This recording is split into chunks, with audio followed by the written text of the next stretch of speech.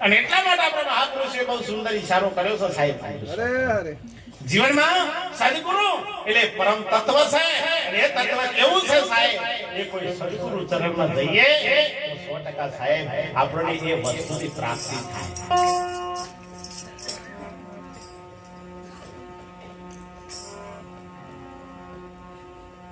इतना भेद बताओ हे सदगुरु, इतना भेद बताओ.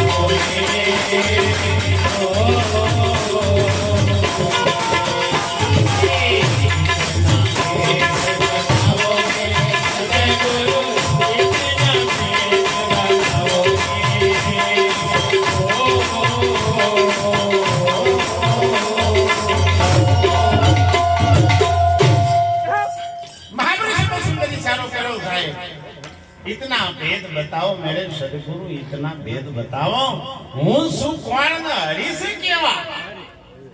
ગુરુ જોડે દો એટલે બીજી બધી માંગણીઓ ના કરી, સંતો જોડે દો ને એટલે બીજી બધી માંગણીઓ છોડી જાય. નકા અમારે ઝોપડો ડખો દે ભાઈ તમે તો બેઠેલો તો કે બાપુ અમારો મારા છોકરા હારા આશીર્વાદ આવે શું થવું મારે બધા માથા હાથ મેળો થાય છે તો એનું ભલું નગર ના થયું તો આપણે કોઈ કોઈ નુકસાન થાય એટલે મેં તો માથા હાથ મૂક્યું કે સારો ભણશે અને રૂપાળો કન્યા હારી આવશે. ગુરુ મહારાજની કૃપા થઈ ને તો 12 મહિના થતા તો પૈણી ગયો. પૈણી ત્યાં પછી આવો કોઈ પસંદ ના આવે. કાકા ઘેર હોમ મિનિસ્ટર આવ્યા પછી તો આ સર્કલ ઇન્સ્પેક્ટર કરાયું એ તો પેલાના ઈશારા હેડ આ ઘૂંઘટ ગુરુ ના લાગે એવું થાય. એ તો તમને એવું લાગે કાકી ધન કરીને ધન દાડો તમે આયા ને અમારે તો ઓગણો પાવન થઈ ગયો ને અમારે તો લીલા લહેર થઈ જાય. પણ ઘેર હેડો અમારે જેવું છે તમને ખબર પડે હું કા પાઠા જેવું છે. આ તો અમારે જેવા તમે હું પાઠ આડે છે તમારો બેડો પાર થઈ જાય એવડો થયો નહીં. આ તો જે વચન મળ્યા છે એનો મહિમા થાય. જે મહાપુરુષો વચન મળ્યા છે એ મહાપુરુષોનો મહિમા થાય. એટલે પેલા ભાઈ તમે જો તો પછી 2-3 વાર થયો પછી તો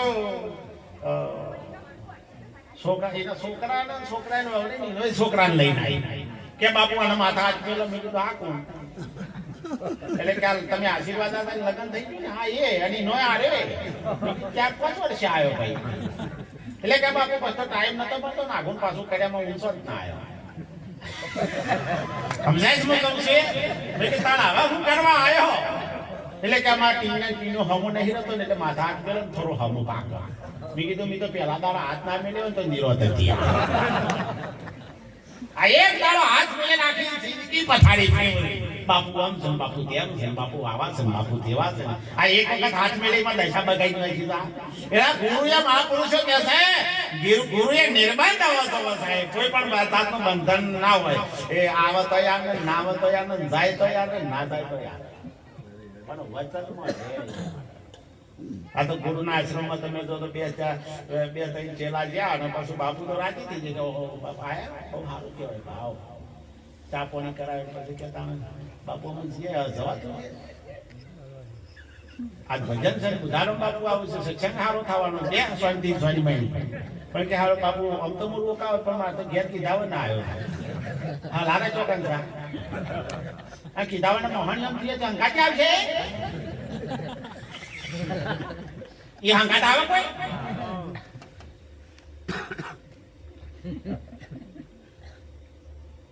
ઈ તો પછી ક્યાં ભગવાન હારા જગ્યાએ ચોક ઠેકોણું પાડજો. આ પરી જોડો મને હિરાવા દીધા.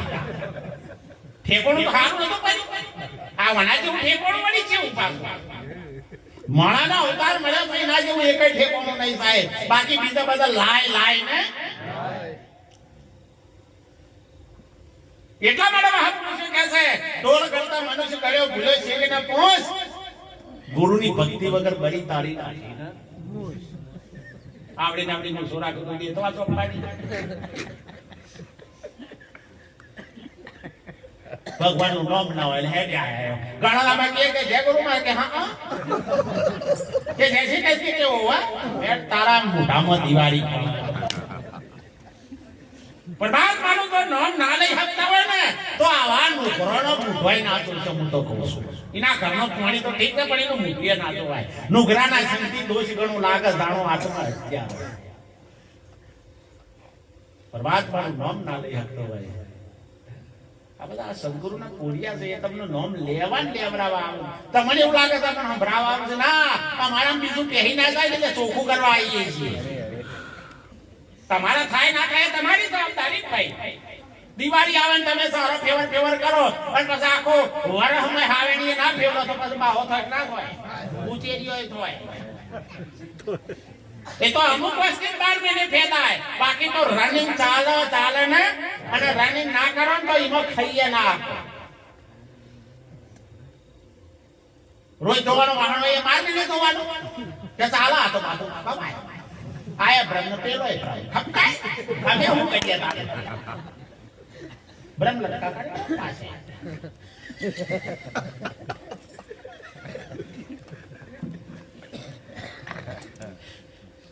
સદગુરુની એવી ન્યારી વાત છે સાહેબ. એક બેટા હાથ જઈ પાછા આપજો, ફટાફટ માં ઈશારો ના કરો બેન. જો વાત બહુ સારું હોય, જોરદાર તાજોના ગરગરાટથી વધાઈ. હવે જુઓ તો ખરા આ જેણા હાથથી પણ વગેરે કેવી ફળ છે. ઘણા તો આવરા પણ થશે પણ કશાય કોમમાં નહીં આવતા. એકલો સોનો થાપ્યા જ આવશે, બીજોનો સોટ્યો કાઢે એમને. સદગુરુ મહારાજની વાતમાં સાહેબ જો તમારો ટપ્પો લાગી જાય, હું શું કોણ હરીશ કેવા, હું શું કોણ હરીશ કેવા. કોક દાવો એવી ખોજ કરજો, આખા વિશ્વનું જોડનારા તમે છો પણ તમે તમને જોડતા નથી. એટલા માટે સદગુરુ ચરણમાં આવજો. આ માઇક ને તમે જોડો, માઇક તમે જોડો. આ માઇક ને તમે જોડો, માઇક તમે જોડો. અને આ માઇક આપણને જોડતો હતી ને ઓપરેટર વગર આપણને અડવાઈ દે કે મારો માલિક તું નહીં ના કે એમ આખા વિશ્વને જોડનારા તમે છો પણ તમે તમને જોડતા નથી. આ અજ્ઞાન છે, આ અજ્ઞાનને કાઢવા માટે સદગુરુને ગોતી લે, સદગુરુ ચરણમાં જશો ને. અને એવા સદગુરુ સાહેબો પોતે બંધન મુક્ત અને તમને બંધન મુક્ત કરાય છે. ગુરુ તો બંધનમાં હોય તો આ તો પેલા શું થયું ખબર છે, પેલો ગજારો રોજ શું વધેલો હોય તો છોડવું પડતું હતું. તેમાં કડી કાઢી નાખે ગજારો સરવા જતો પણ કર્મ સંજોગ એ દાડે ગજારું મોડું આવ્યું તેના માલિક ને વધેલું નહીં. રાતે એમ બધો ગજારો ભેગું ઊભું થઈ ગયું એટલે પેલો વધેલો તો અહીં સોરા પણ આ સુટાણ સોળા તો પેલો ગમેલા દંડા ઠપકાવ તો પેલો ગજારો અલગ માલિક ના મનમાં જો બોધેલો છે તો અને તાણે આપણે છોડવાનો હોય. આ તો બોધેલો હોય એનું સરવાનો પણ છૂટો જ છે, મુક્ત જ છે. તોય પેલા દંડા ઠોકા તોય પેલો પગ હલાવ નહીં, કારણ કે પેલો અધ્યાસ થઈ ગયો. પછી અમારા બુધારામ મહારાજ જેવા ઈથી નેકરા કે હું કામ આવે છે, અરે કે બાપુ આવશો ને મારો બોલો ગવર્મેન્ટ હેડતો જ નહીં. ચારનો દંડા ઠોકા તો પગ હલાવતો નહીં. મહારાજ ને અનુભવ થઈ ગયો કે એક કોમ કર હાથ ફેવર પગ પણ કે બોધેલો નહીં કે ફેવર તો ખરો. અને જેવો આમ હાથ ફેવર એવો કૂદકો માર્યો ગજારાને ન હવે આ ગજારો ના અમે એમ થયું છે કે હવે હું છૂટો થયો. ભલે ભલે મુક્ત હતો પણ મોનો મોર મોય બેહી ગયેલો તો કે હું બોધેલો મને કોને બોધ્યો છે, મુજ ઉપર કોક માલિક બેઠો છે એવો ધોખામાં તારો જન્મારો છે. એટલા માટે મહાપુરુષો કહે છે એવા સદગુરુ ચરણમાં જા. હરા તને હાથના દેહની અંદર હું કોણ છું એની ખોજ કર. હું કોણ ને હરી કેવા એસી બુઝત બાણ સદગુરુ કો ઢૂંઢત ફેરે વાકો મુમુક્ષતા. હું કોણ છું ના વિશ્વ નિયંતા પરમાત્મા કોણ છે. આ બેને જે ભેગો કરી શકે ને એવા કોઈ ગુરુ જોડે થશે. જે વિશ્વની એકતા કરી નાખે ને આવા કોઈ મહાપુરુષના ચરણમાં જશે તારો બેડો પાર થઈ જાય. એટલે કીધું ને હે જીવ ગુરુ ચરણ માયા આ ભવનો